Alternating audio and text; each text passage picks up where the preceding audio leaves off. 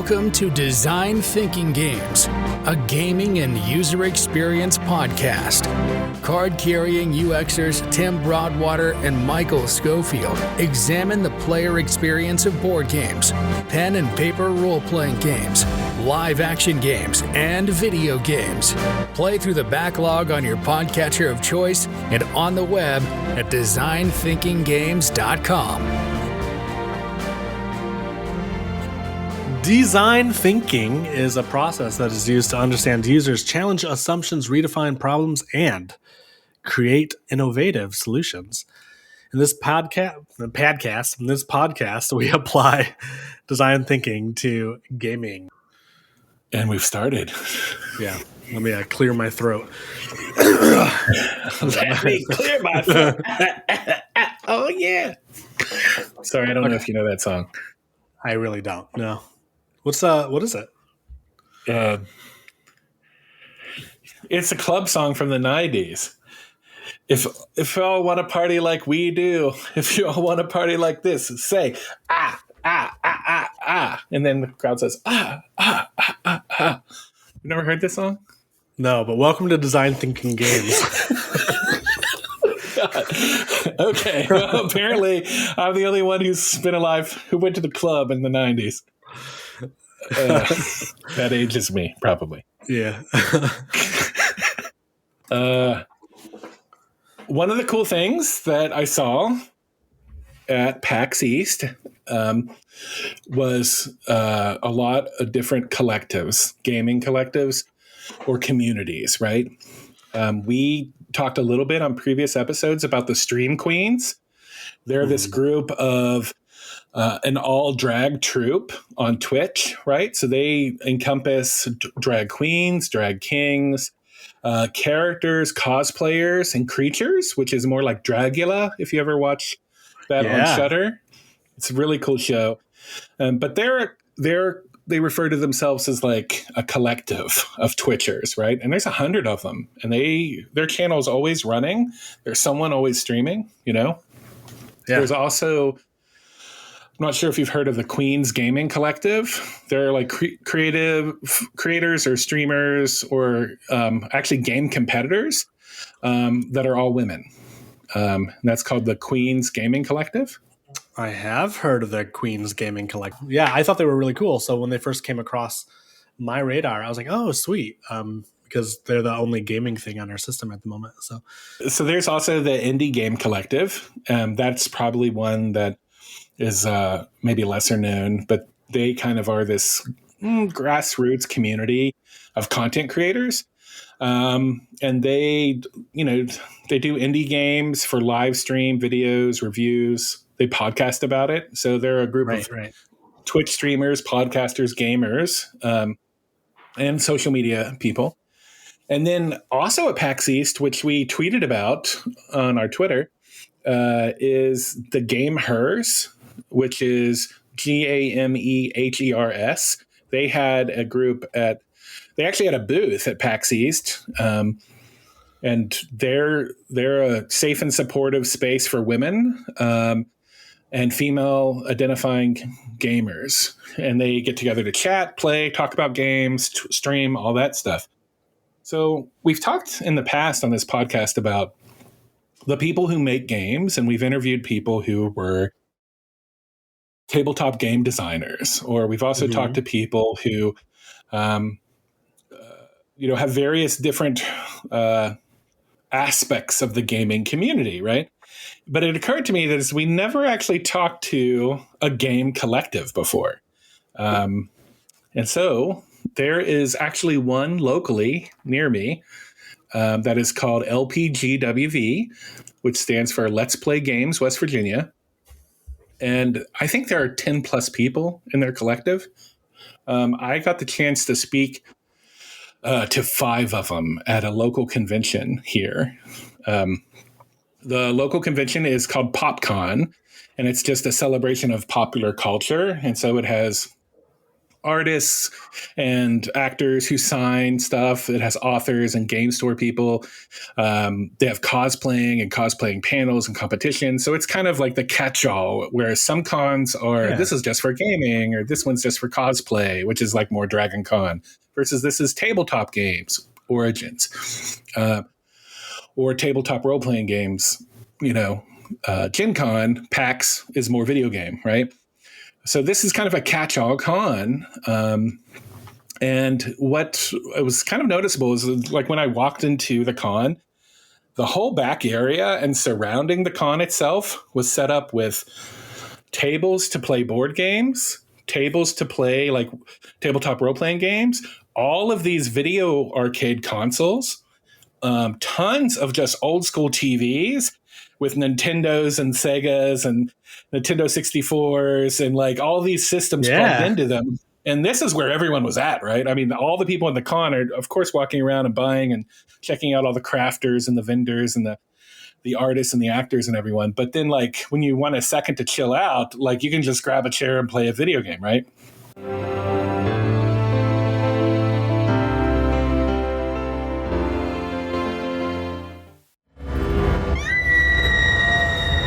Design Thinking Games is a proud affiliate of Hunt a Killer. Enter the world of Hunt a Killer in their newest murder mystery season, Mallory Rock. This realistic murder mystery game delivers high-quality, handcrafted evidence that brings a fictional case to life. Can you solve a mystery with Hunt a Killer? Go to designthinkinggames.com/huntakiller or click on the banner at the bottom of our website.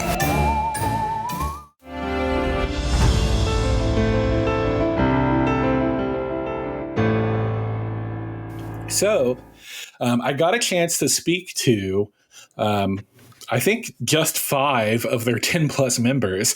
And I just was curious about, what is Lpgwv and like, what's a game collective like? So so this is what Rich, Andy, Terry, and Heather, which are 4 of the people in the collective, said about it. Test. Can you hear me? Is it doing well? Hello. How are you today? I'm fine. Thanks for asking. I'm Richard Dalton. So Lpgwv stands for Let's Play Games West Virginia. We're kind of a collective of gamers, video games, tabletop games, RPGs, you name it, we like to play it. And we kind of formed this group to share that love with other people and meet other people in the community and outside the community. We're all from West Virginia, so that's been an important part of our identity, is connecting with other gamers in the area, not just within West Virginia, but within the region, to spread our love of games and share in their nerdiness. My name's Andy Carter. I'm one of the founding members of Lpgwv. Usually the correct, I think, term we've referred to ourselves as is a collective of West Virginia gamers with an insane amount of experience and knowledge about the subject. Predominantly video games, a lot of tabletop and RPG in there as well as the idea of the game lounge itself that we run here at PopCon, across Let's Play Games Con, and potentially setting up at other places. We've been trying to build it up to be able to do that. Just the idea is, we want to share gaming, the experience of it, the chances to do it. Just share that with people, things they remember, things they haven't seen yet, things maybe they've only heard of and will have a chance to play here that maybe they won't anywhere else. My name is Terry Dalton, and I'm with Lpgwv. It really all started with all of us going to trivia regularly, and Andy had like a geek-specific trivia monthly, and we would go to some cons together and look around and go, we should do this too. Like, we know a thing or two about a thing or two. We don't know all the things, and honestly, in some ways, sometimes it's nice to learn some things from people who say, I don't know all the things, but this is how I understand it. And I think that, also having different personalities, different understandings of the way different games work, because I know that, I know a lot of people that are kind of afraid to play games. They'll say, say, I'm not really very good at board games. And I think that it just comes from a basic lack of understanding of how to play certain games. They seem very overwhelming at first for a lot of people, and there's just all these rules, and they'll go, oh, I just don't know. And you're like, no, it's really actually simple once you start playing. You'll totally get it. Let's play around. And that's almost always the case. But, there's occasionally some slightly more complicated games that, like, if you could just go, oh, it's a this type of game, or it's a that type, it's played just like this. Your goal is to collect all of these things, or your goal is to get rid of all of these things, or like if you can boil it down to like a basic type of game and they can understand that, then all of a sudden they can look at it and go, okay, there's a lot about it I already understand. I just need to pick up some of the specifics. I'm Heather. A group of friends, really, we kind of wanted to see more of each other, and I think the time spent together during the first few years was getting few and far between, so we decided to start something together that we could all get behind, and then we began to Twitch stream, and then we began to go to cons, and so we said, well, why not bring games there? And it kind of evolved, and here we are. Now we have arcades, we have consoles, we have RPGs, board games, you name it. So that's cool. So they end up like they have a just among themselves as like their own like library of all of these different types of games, and they hoist them around and bring them to people. Can I ask, like, what is like their ratio of like old nostalgia games versus like anything kind of new? That's one of the things they talk about, I think, because they're all over the place, right? They actually have different types of people who kind of are into different things. Some of them are tabletop players, and some of them are classic retro gamers, and then some of them are like, no, the new, and then others are LARPers, and so it's just kind of this thing that's grown, and it's kind of like they're game facilitators, kind of helping people out. That phrase came to my mind. Like I was like, oh, they're like gateway drugs, right? Gateway drug keepers. That's what they are. I find it bananas to think that people are like afraid to play games. But when she started describing that, well, like there are a lot of games out there that are incredibly rules heavy and detail oriented, and you see that all the time. That's why like rules light D&D modules and stuff are so popular, because 100%. The cognitive load of just starting can be really daunting. Yeah, all of the great YouTube being a phenomenal source of like, this is how you play Ticket to Ride in 5 minutes. Yeah, everyone does that. No one reads the rules and I do encounter it a lot with tabletop board games, that people are just like, this is too crazy. This is too much. It's just too, and it's really like, well, it's actually not if you had someone to give you your first hit for free. And then, sorry, using your metaphor. No, like I don't know who starts cold, right? You need somebody to kind of like get you through that like doorway.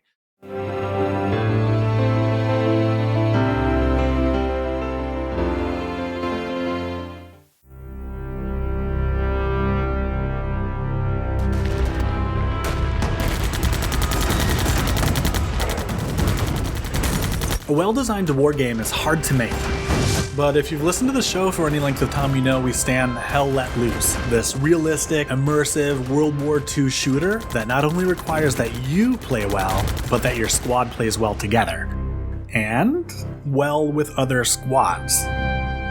There's no HUD, there are no scopes, one shot and you're down. If you can't fortify, flank, and suppress as a team, you lose. And because of that, in my opinion, Hell Let Loose deserves many game awards. If that rings true and you want to help the show, consider downloading it through Gamersgate. No, not that Gamersgate. The Gamersgate that came before the controversy that hijacked the name. Gamersgate is the world's largest online store for PC and Mac games, more than 4,500 of them. And if you download Hell Let Loose or another game through designthinkinggames.com/Gamersgate, it'll help us keep the lights on. I'll see you on the beach.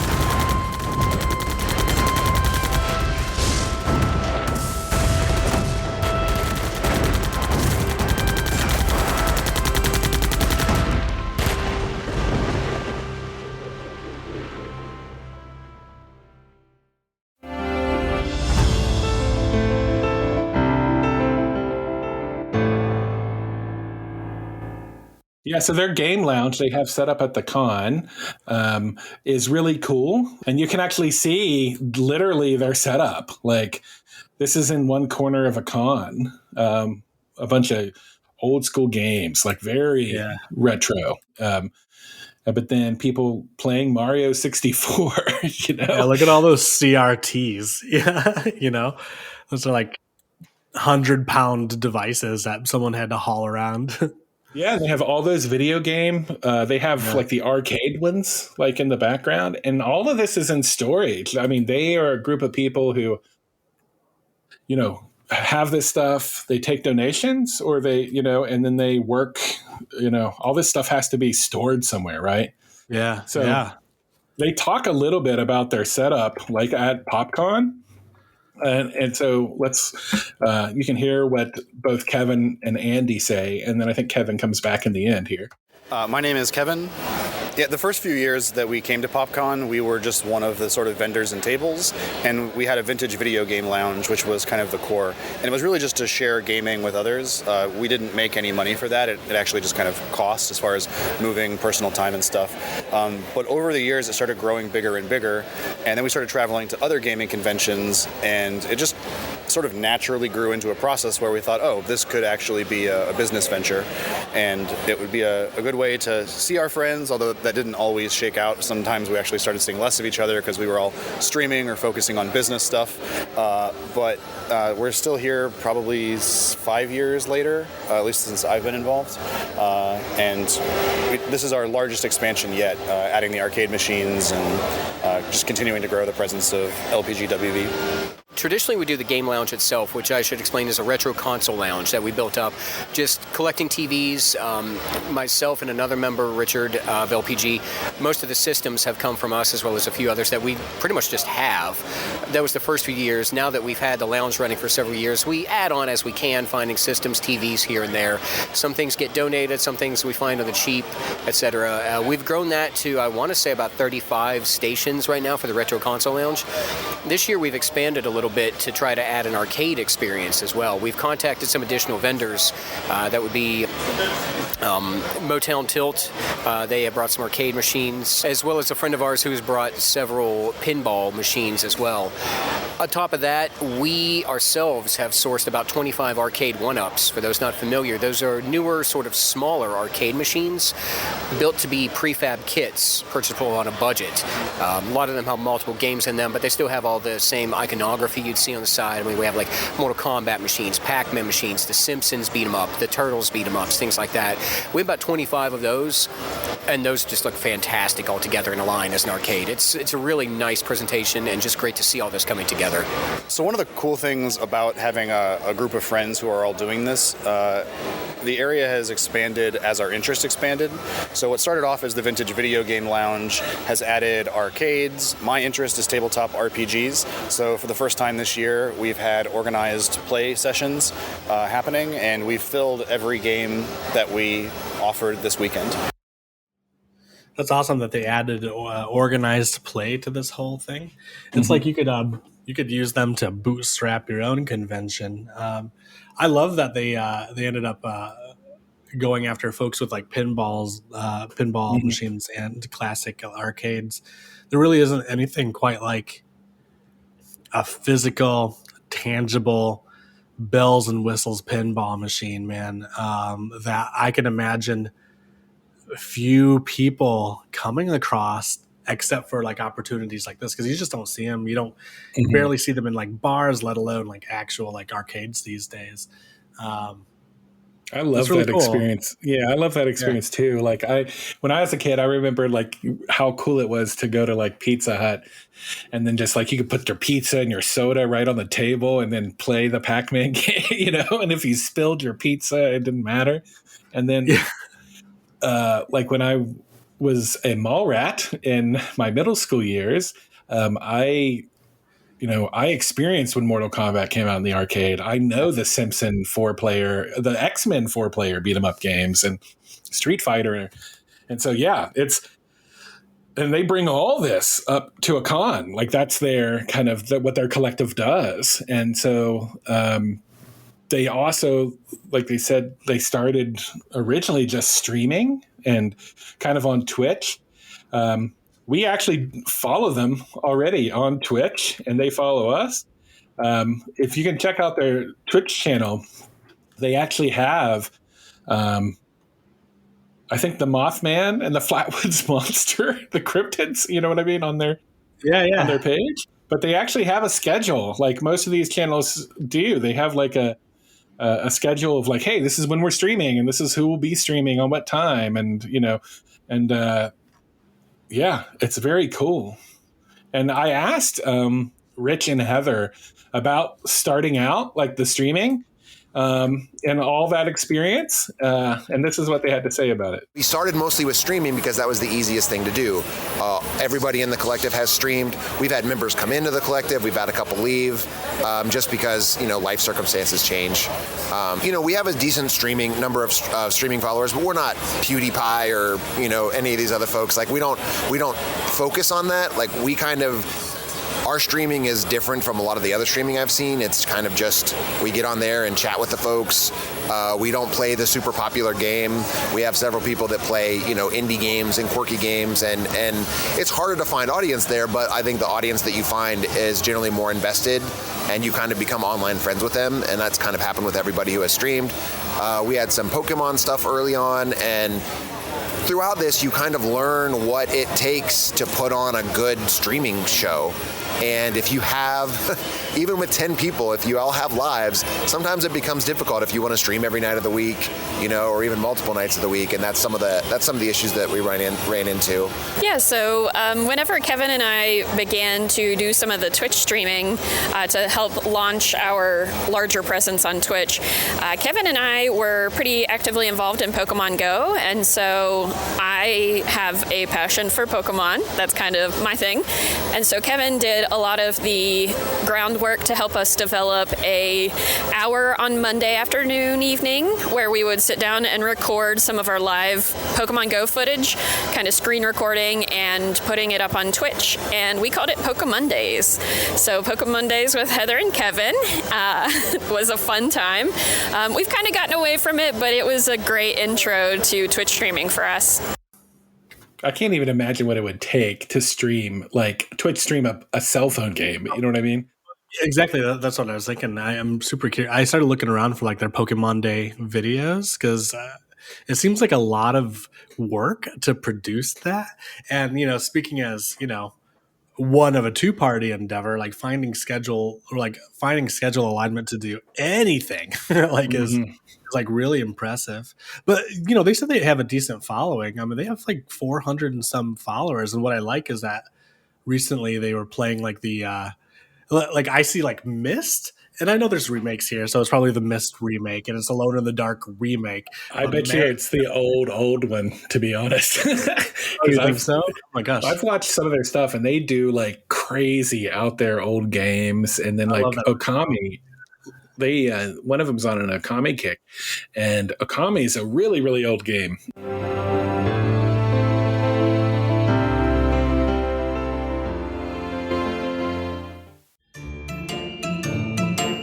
Design Thinking Games is an affiliate of Space Engineers. Space Engineers is a sandbox game about engineering, construction, exploration, and survival in space and on planets.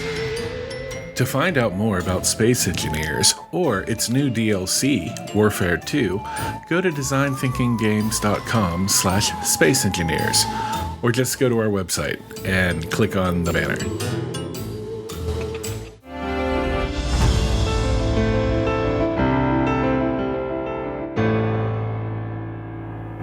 I think it's like really interesting, and I was and they mentioned it briefly in like the prior clip that it's like now like they figured out that this could be a business venture, and what a cool business venture it is. I'm super curious about like all the nitty gritty. Yeah, so I think they actually. That's funny that you say that because I've actually interacted with a couple of them, Andy and Katie, on. Through the stream. And like Andy said a while ago, is like, I'm going to replay through Evil Within and Evil Within 2 back to back. Heck yeah. I love those games. And even just to go in and watch them play it and just, you really just do talk the whole time with them. And just, so it's not like 1,000 viewers in watching them, but it's maybe 10 and it's like a group chat amongst people. But yeah, I asked him about being a collective and how does that work and what it's like and what's cool about it. And Terry, Rich, and Heather had to say this. I think one of the unique things about being a collective as well is that like somebody might be drawn into the group because they were interested in a certain thing that another person, that one of our group members was interested in. And through like learning the personalities might be willing to branch out. They go, oh, well, you know, I normally watch this person in this group, but like I was watching this other person and found this thing that was kind of interesting, or, you know, I never really thought I'd enjoy it before, but I enjoyed watching it or whatever. And, you know, all of us interacting, being able to like bounce off of each other, because, you know, not everybody has the personality to do all the things, but if you have somebody that maybe does have that personality and then somebody else that knows the stuff, then you can kind of collaborate and make something interesting where, you know, it may not have been. There's a, you know, there's a trade-off that you make when you do something like this, and that is if you go from seeing your friends on a regular basis and decide to do this thing and commit to streaming and planning, by default, you're going to see that group less. You have to find other ways to hang out and interact. So that's, other than that, it's been pretty good. That's the only, really the main downside to it. And lives change. You know, we were all childless when it started, and now some of us have kids, and, you know, other things get in the way, but like really we still love doing what we do, and, you know, enjoy each other's company. So this year we acquired a very old brick of a TV that is a pink and purple Disney TV. So I'm guessing that's a princess TV. And we attached that to a Nintendo Classic in which we had Sailor Moon R. And getting to see little girls play into gaming in ways that are like Street Fighter fun and yet princessy, that's like some big heart energy for me that I'm all about. So that's the good stuff, you know. Super wholesome note about that pink TV with Sailor Moon. Yeah, I actually love Sailor Moon, which I don't know if you knew that, but I've watched every single episode of the anime. I would love it if they rebooted it like Voltron or He-Man. So they make it work. And if they go to an individual convention and set it up, or I know that I was talking to Kevin and he's mentioned that, you know, one of the local colleges was like, hey, we have an up all night kind of thing. That's kind of an event we put on for like homecoming week or something for the students. Would you all set up your gaming stuff there? And they did that as well. And I think they want to, you know, kind of figure out like how does this grow, right? And how does it change? And does it expand, you know, and more people being involved. And so I asked them about like what the future held and like, you know, all that kind of stuff. And this is what they had to say. Yeah, so if I suddenly find myself with access to 9th level spells and I get to just cast wish a bunch, we're going to be at more than just PopCon. It'd be great to be able to go and take this to Pittsburgh or Origins or MagFest, or have our sort of own brand of cons that are around the region. It would be this, where we kind of just do all the work ahead of time, then we sort of get to hang out and share games with people that we like. We've had cool guests. Pittsburgh Dad came this year and did signed autographs and photos, and it just sort of keeps expanding as we have the capacity to expand, and hopefully that's an exponential curve, and 5 years from now we're looking back at what will eventually seem a very small endeavor. If people are interested in following Let's Play Games West Virginia, they can do that on the website, lpgwv.com, and we have a Discord, which is linked from the website. Follow us on Facebook. That is simply LPGWV. Once again, that stands for Let's Play Games West Virginia, so LPGWV. Also, twitch.com/LPGWV. A couple of our members are very heavy streamers there. We have a footprint there, and it's a little different than what we do, but it's just, again, sharing that love of gaming. Now, warning, it's 18 and over. We do not censor ourselves. We're adults. We're having fun. Be prepared. But nonetheless, that's a nice place to come and chill and talk games with us. You never know who might be playing something or what they might be playing. So that's another really good way to connect with us. That's really cool. Yeah, so that's the Let's Play Games West Virginia LPGWV collective that I got a chance to kind of talk with. And but yeah, I never talked to a collective before. I never thought about like, oh wow, if you have someone who's into game, like I like making comic books, this person likes game animes, here's a person who makes games, here's a person who likes to Twitch stream games, and here's a game designer, and all of those fusing together like Devastator or Voltron and like becoming a collective, very cool. Yeah, I think it's really kind of like inspiring because they are able to, turn a hobby into potentially like a business gig. I think there's definitely like demand for that kind of those kind of experiences. How cool. Like I said, like if they have their own con or if it is a game lounge LPGWV pop-up and they can just take it to other cons. The pop-up is huge. The mobility there is kind of cool. The fact that they can you can interact with us anywhere through the Twitch app or and watch this game, or you can come to one of our pop-ups. So very neat. So oftentimes we talk about game mechanics and the player experience of games. And then we have been this season, I think, getting more into the tabletop RPG community and game creators and game designers, having more kind of one-on-one interview episodes with them. And so, when this opportunity came up to let's actually talk to a game collective that's 10, 11, 12 plus members and what do they do? And just very neat, very cool.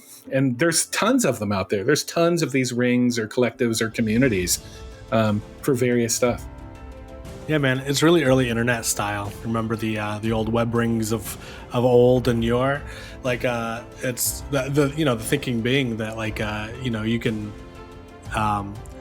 share scant resources among a like-minded group bound by some rules of thumb or a code of ethics or a code of honor, and really I don't know, and then from that be able to put yourself out there.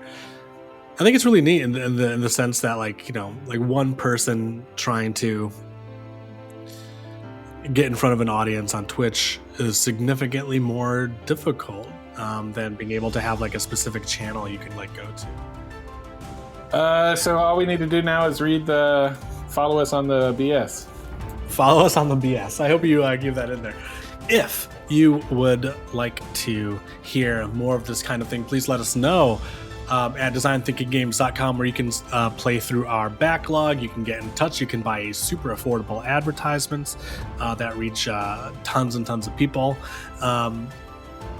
You can hit us up on Twitter. Let us know if you like this kind of more of our NPR style, Radiolab style produced shows, or if there's a topic that you want to hear about. We are on the 3 T's, Twitter, TikTok, and Twitch. Look for Design Thinking Games. We're also on Patreon, where we publish ad-free episodes at patreon.com/DesignThinkingGames. Thank you for listening to the Design Thinking Games podcast. You only have so much time, and it means a lot you shared it with us. To connect with your hosts, Michael or Tim, visit Design Thinking Games on TikTok, Twitch, and Twitter. DMs are open. You can also check out designthinkinggames.com, where you can request topics, ask questions, or see what else is going on. Until next time, game on.